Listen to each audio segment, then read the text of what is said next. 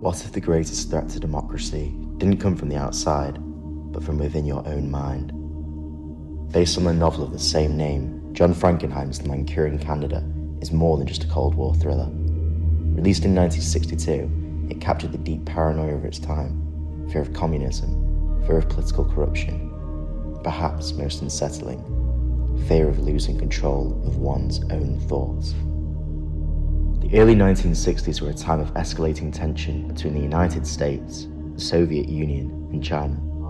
Just a decade earlier, Senator Joseph McCarthy had fueled the Red Scare, a wave of accusations and investigations claiming communists had infiltrated the US government. Is responsible for protecting communist infiltration and protecting communists. Though McCarthy's influence collapsed in 1954, the sense of suspicion and political division lingered. During the Korean War, stories emerged that American prisoners of war had been subjected to so-called brainwashing by their Chinese captors. The term was popularized in the press, and though exaggerated, it planted a terrifying idea that your mind itself could be turned into a weapon.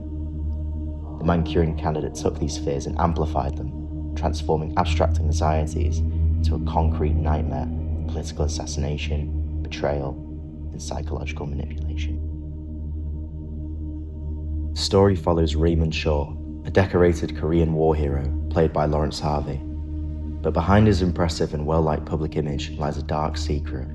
Unbeknownst to him, Shaw has in fact been brainwashed by communists to act as an assassin.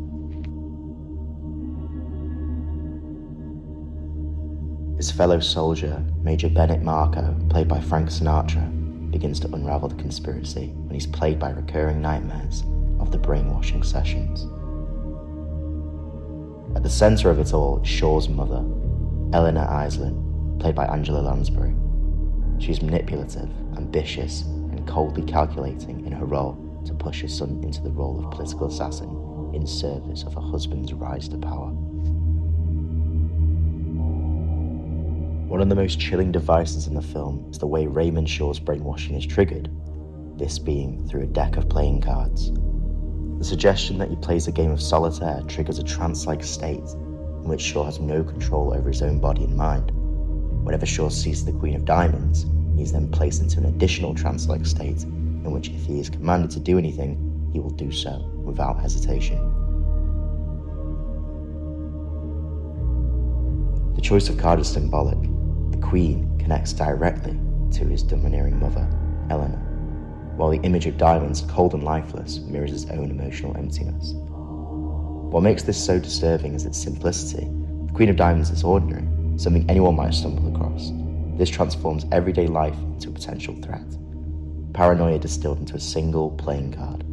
For audiences, it suggests that brainwashing wasn't just about elaborate torture chambers or machines, but about subtle, invisible cues that could lurk in plain sight. Finally, the card motif also plays into the film's gambling imagery. Politics as a high-stakes game, lives treated as chips to be moved by those in power.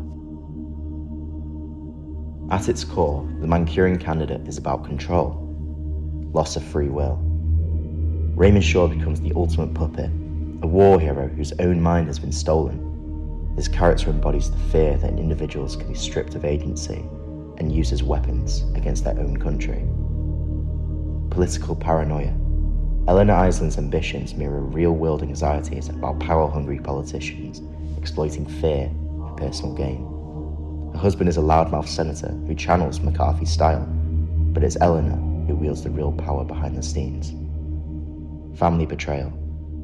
By making the manipulator Sean's own mother, the film personalizes the paranoia.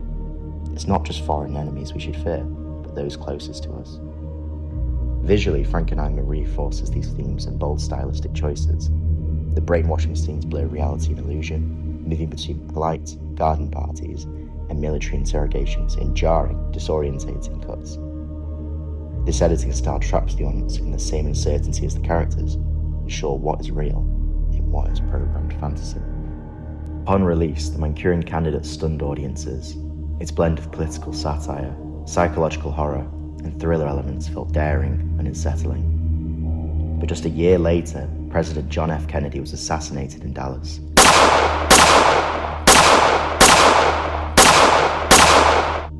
Suddenly, a film about political assassination hit far too close to home. The movie was withdrawn from circulation for years, its reputation growing in whispers rather than box office numbers.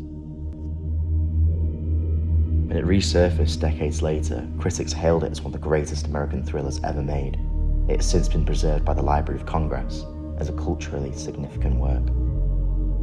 Still to this day, The Manchurian Candidate resonates with audiences because its themes aren't bound to the Cold War. Today, concerns about misinformation, psychological manipulation, and the influence of powerful elites echo the film's warnings. While the spectre of communism may have faded, the fear of losing autonomy, of being controlled by forces larger than ourselves, remains as pressing as ever.